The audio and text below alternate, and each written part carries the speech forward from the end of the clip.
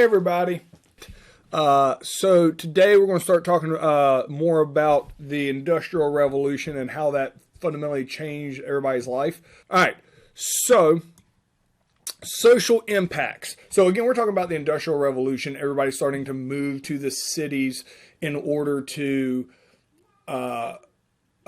work with the putting out system wasn't effective. So when you have all these people start packing into the cities, you have a whole different environment that's going to make people grumpy. When people start getting grumpy, they want to change things. And so when they want to change things, is going to eventually lead to a lot of these revolutions when they think that their life is getting worse because of the current system. So rapid urbanization is happening. Urbanization means people are moving to the cities, that they are packing it. And the reason is because that's where the factories are at. So people want to live near the factories and they don't have to travel forever to get to work. A lot of farmers really struggled adjusting to the horrible working conditions at the factories. They're used to working at their own pace. The speed and the pressure of what happens in a factory is very different from the farm. So drastically different lifestyles happen real quick to a lot of people. This is a good graph right here. Let me see if I can't get myself out of the way. So in the mid-1700s, more than half the population of Britain lived and worked on farms.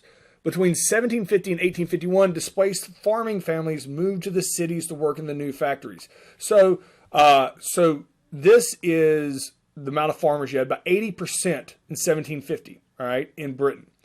100 years later, half the people now live in the cities. So that doesn't seem like a lot, but in about a couple of generations, people are just packing into these cities and they're like right on top of each other because cities usually have some type of natural boundaries. So you're not getting more space in the cities. They're just like cramped in there, which leads to all types of awful things.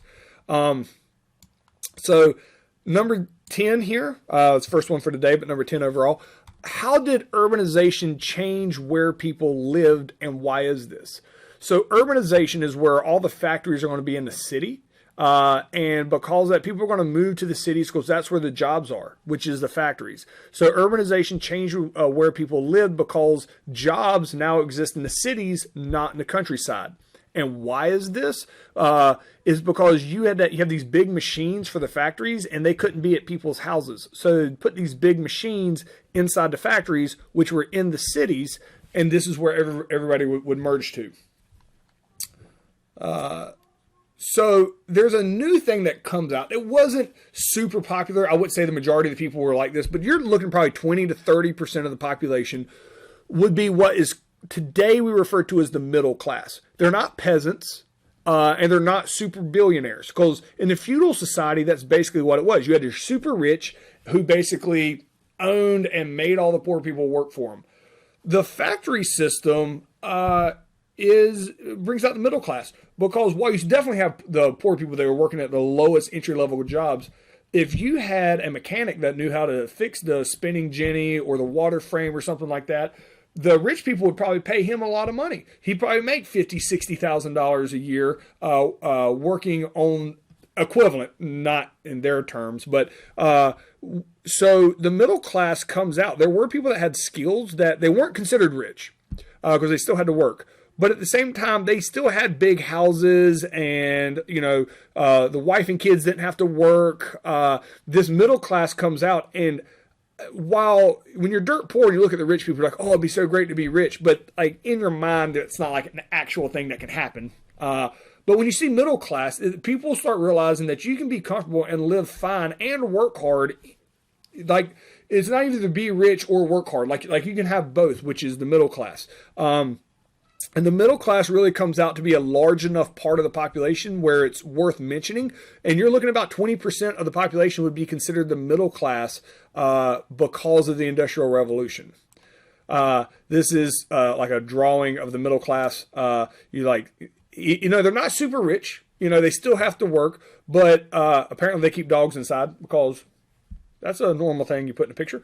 But you have these families that live much better than peasants, but well below the crazy rich people who have 7 houses. And the term comes out as the middle class for those groups of people. So number 11, how did the Industrial Revolution help lead to the original creation of the middle class? Why did the middle class not exist in feudal society? So the Industrial Revolution helps create the middle class because there's a lot of jobs that people can do that get paid well. All right. Stuff like a skilled worker, somebody that knows how to fix these things, somebody that builds factories, somebody that maybe owns the factories and rents it out to the rich people to have their factories in it. So there's a lot of things that you can become a middle class that didn't exist in feudal society. It didn't exist in feudal society because there's really no money involved in feudal society. It was just land. Now they're using money to buy things more commonly. So because there's money, it gets dispersed differently. In a feudal society, the nobles owned all the land and the peasants didn't own any land. Massive permanent separation. Now that they use money, you can have the ability for people to have some money, but not all of it, and that will create the middle class. All right. Industrial working class. So these are the people that are actually working in the factories.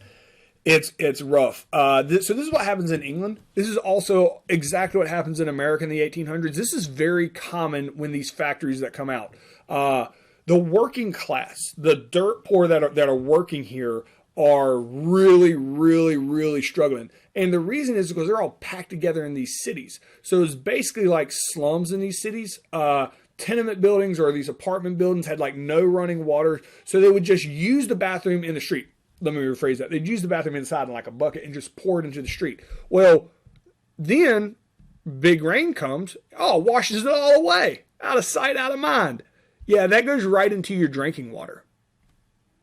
When it goes into your drinking water, and then you start drinking it, all right, people get really, really sick. Cholera is a very common disease that would happen in these cities where people just get crazy sick, and it's because there's no sanitation system.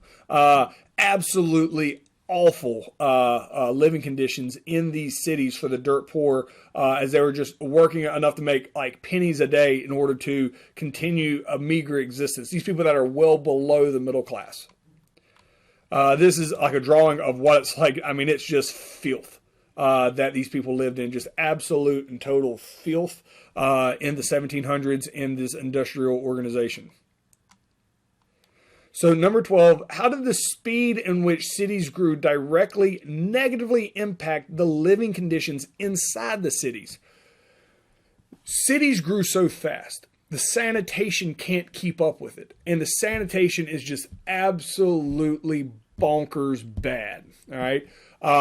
So the sanitation, when they can't keep it clean, that's what sanitation means. They can't keep it clean. And I'm talking about human waste. All right. Like your bathroom stuff, your septic tank, your sewers are getting mixed with your drinking water. The faster the city grows, the more human waste gets put into the drinking water that you drink. Thus why it's called drinking water. And people are getting really, really sick. And they don't really have an idea of how to fix that. So the faster a city grows, the more likely are everybody's going to get sick because there's no sanitation or ways of getting rid of human waste. All right. So here's what your daily life would be like in one of these factories. And it's, again, talk about bonkers. Your shift, 8 hours? No. You're looking at 12 to 16 hours a day working in a really, really, really tough factory. You may have one day off. Lots of lost fingers and limbs due to the dangerous machines. The owners didn't care. They didn't care if you got hurt because there's always some other peasant outside that'd be willing to do it for the same price. So a lot of people got injured in these really dangerous machines, constantly breathing in stuff that's going to give them respiratory problems. Miners, like people that go underground to mine stuff, which is really common at the time with coal and stuff, constant explosions, cave-ins, breathing coal dust. There were safer ways of doing it, but they cost more money. So a lot of times the owners don't want to do the safer way because it's more expensive than doing it the cheap and fast way. And the owners aren't the ones that are getting caught down in the mines. Children started working about the age of 7. 7, you went to work. So while that seems crazy today, because I have a 7-year-old, and first off, who wants to hire him? He ain't going to be a very good worker. But the parents weren't like, oh no, let's send my kid to work. when they worked on a farm, kids started working the first chance they got working on the farms. So putting them in the factories doesn't seem crazy. I mean, they work on the farms, right? But working in the factories was a whole lot more dangerous than working on the farms, and parents don't realize it at the time. This is some pictures. Like, these are kids. Like, these are minors, because kids are smaller, so they can fit in there. And it is like something like this dude looks like he's like 50 years old as a kid, but maybe you just age really fast when you have to work in the mines when you're a child. But this is how you got stuff in or out. If you're claustrophobic, I mean, this has got to be like an absolute nightmare for you. But child labor was just a thing that was used in the Industrial Revolution. So number 13, why was there no incentive for factory owners to make the factory working conditions better for the employees? All right. So why did the owners not want to make it better? Because it doesn't benefit them. They don't make any extra money if they're safer. Because say an employee gets killed, who cares? We'll just hire another guy. So there is no reason to spend money. It doesn't increase your profit margin. So factory owners had no problem having really, really unsafe factories because it didn't benefit them in order to increase the safety, because they're not going to make more money off of it. All right. And then labor unions. So labor unions are this idea that the only way to get factory owners to make the factories safer is to create a union. They're called labor unions. If Billy goes up to the factory owner and says, I refuse to work again until you make it safer, guess what's going to happen to Billy?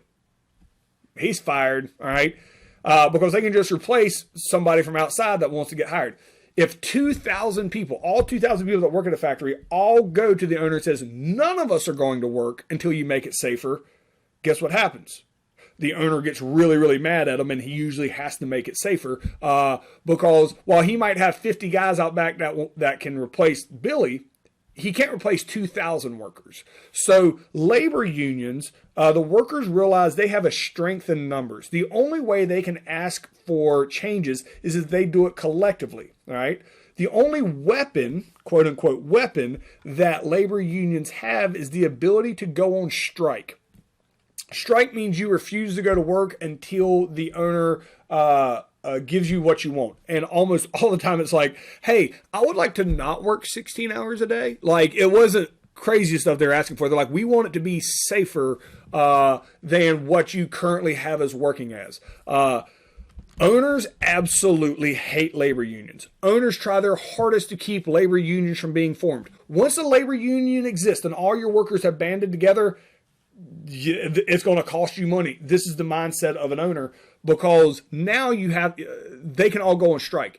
So typically what owners do is they aggressively try to stop unions from forming because once they've formed, you can't do anything about it. But if you can fire people when they start trying to create a union, that is usually what the owners try to do. This is a picture, like a pro-union idea, is that by everybody working together, it's like one big fist. Like one little fist wasn't doing anything, but they all work together and they can get things done as a whole. It says the hand that will rule the world, one big union. This is a pro-union picture. All right. So number 14, why would it be risky to your job to try to create a union? If you're the first guy and you're like, hey, you know what? We need a union. It's always dangerous for the first guy. I don't mean dangerous. I don't think they're going to take you out back and shoot you. I don't think. But if you're the guy that wants to create a union, it is very dangerous to your job or risky to your job, because the very first thing the owner's going to do is fire you. Get rid of you and make an example that if anybody wants to join a union, you're all going to be fired. The owner can't fire everybody, all right? So unions, the effective unions are the ones that got created either in secret or really, really, really fast. So why would it be risky to your job to try to create a union? Is because you would be fired almost immediately by the owner if he knew you're trying to create a union. And who hates unions is the owners. The owners don't like unions because all unions mean is that it's going to cost you more money, all right? Whether it's paying them more, whether it's making it safer, anything like that, owners hate unions, and they are just completely not big fans of them, because in the owner's mind, there's no benefit to having a union. So, as promised, we're actually going to start talking about some of the military revolutions that happened, which is going to fundamentally change society. The American Revolution is part of this. The big changes that you're going to see in all these revolutions is people are pretty much tired of having a dictator, some type of king, some absolute monarch, somebody that has complete and total control over their life. They're very tired of having that, and they're going to get rid of them, and they're going to put in some type of government that gives the people more rights. While you would think they would all go similar, the revolutions are very, very different. But this has been building from the Industrial Revolution to the Scientific Revolution, revolutionary ways of running governments. All this stuff has led up to actual revolutions that are going to overthrow governments and put new ones in place. And again, the common theme on all of these that we're going to talk about this week is the fact that at the end of the day, the goal was for the people to have more power and that the government not to abuse them. All right. So we're going to be talking about some military rebellions and revolutions. So one of the most famous ones, or one of the first ones, and this is going to happen in the mid-1600s. All right, so this is going to be like the first one to happen. It's going to be the English Civil War. So England was the main part of the Industrial Revolution and things like that. It is their argument is going to be that they don't want a king anymore. All right, so England at this point had already created a parliament, which is like a government. All right. But the government and the king are supposed to be working together. All right. The king at the time is King Charles I. So Parliament and King Charles I are supposed to be working together. What ends up happening is King Charles I won't listen to Parliament. He's like, that's a waste of time. I'm not going to deal with that. I'm not going to have anything to do with Parliament. Just whatever. So that's going to tick off Parliament pretty good. A lot of hostilities raised between Parliament and the king. Well, if you're in England, you basically had to pick a side at the time, all right? And you had to, whose side are you on? King Charles's side, the king, or Parliament's side, which is like a government entity that is more run by the people. So what ends up happening is a civil war is going to break out in England. A civil war is where a country goes to war with itself, all right? So I'm laughing because I know you'll get a chuckle out of this. So the two sides, all right, is King Charles I. Anybody that supports King Charles is called the Cavaliers, all right? That was his like team name. The guy that represents Parliament, all right, is like their head general, is a guy named Oliver Cromwell. And his army's name is called the Roundheads. So let me show you a picture. So this is Oliver Cromwell, all right? Just normal looking, like nothing special here. So this is what a Roundhead looks like. So you're like, what am I looking at? So you see that super hideous haircut that dude has?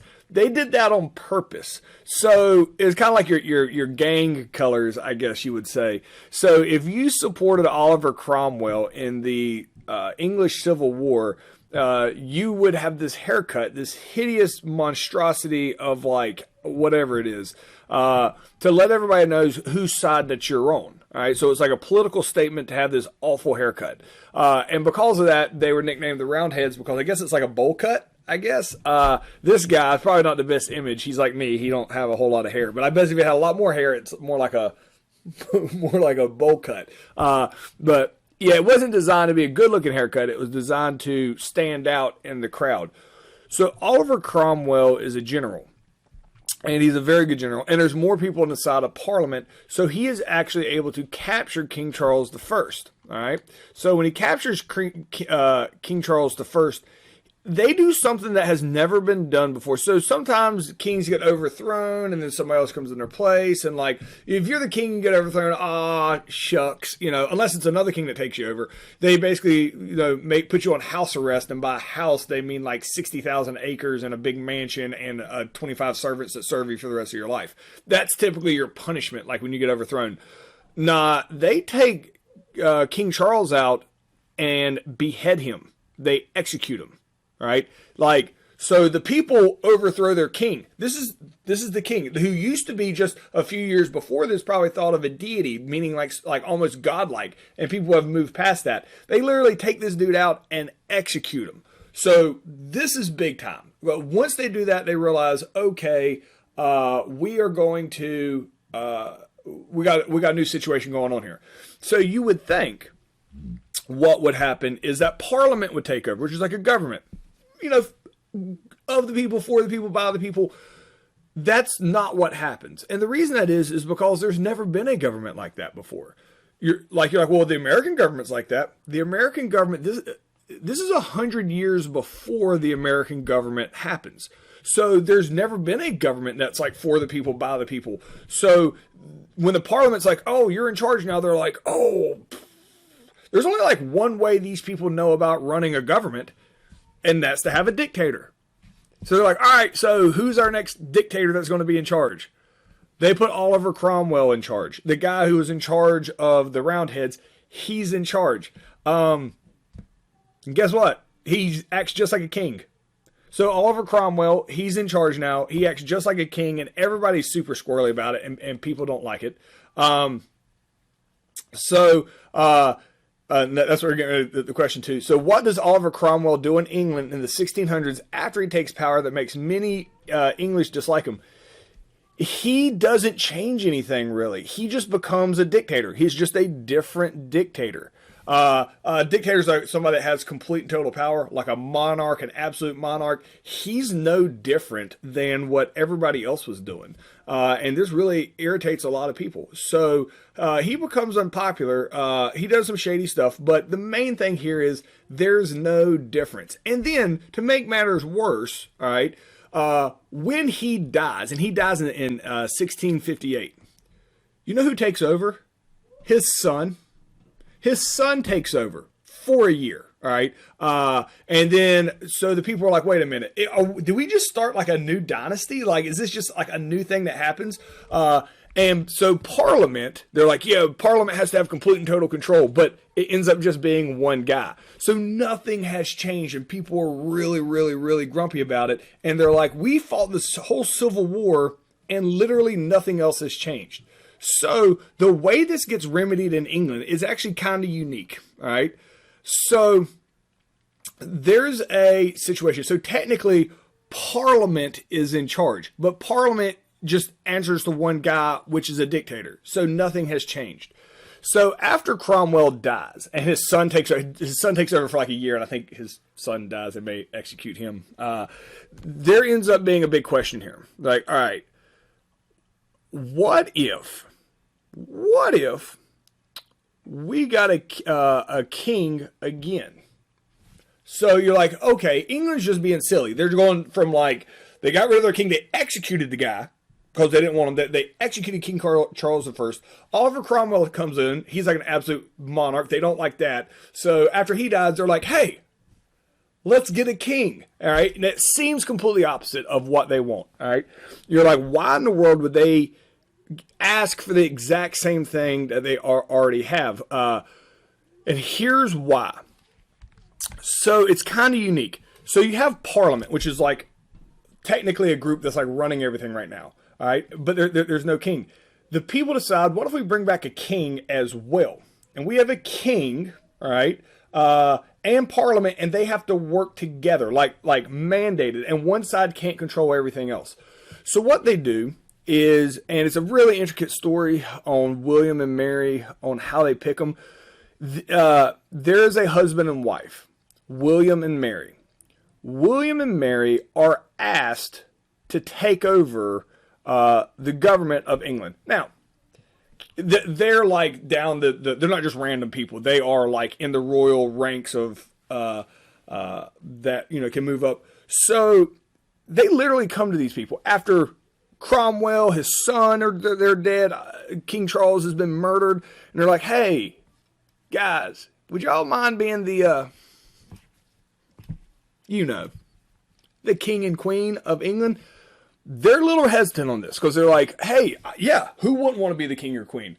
I don't want to die though, like, because that apparently is what's happening to everybody. I don't want to be executed. And they're like, no, here's what we're going to do. All right. And it's kind of interesting. And the fact that everybody agrees to this is what's so important in England. The king, William and Mary agreed to this. William and Mary actually wanted this, and the people wanted this. It's a Bill of Rights. Basically, the Bill of Rights comes out, which basically says that Parliament can override the king and queen if it needs to. But they're only going to do it if for some reason the king and queen are violating the rights of the people. So the parliament isn't going to do things every day, because people in England generally feel pretty good about a king or queen. They just don't want a sack of crap as a king or queen. So what they end up doing is agreeing to this. William and Mary, and it's interesting, they're called William and Mary. It's not like King William and Queen Mary. It's like William and Mary. There's a college in America now called William and Mary, named after these two, and they rule jointly. All right, so they come in as William and Mary, and the reason that is typically it would be King William, but see, Mary is the one that has the bloodline in England. But since she's married, it can't just be like Queen Mary, and plus the last Queen Mary was Bloody Mary, so they don't want to use that term. So it's referred to as William and Mary. So William and Mary come in, but they have to agree to this Bill of Rights, which promises they're going to treat the people good, and Parliament now has the ability to overthrow, or not overthrow, but overrule the king and queen. This is called the Restoration. They now have a king and queen back in charge, but now there's all these rules with this Bill of Rights saying they have to treat the people good, otherwise they lose their power.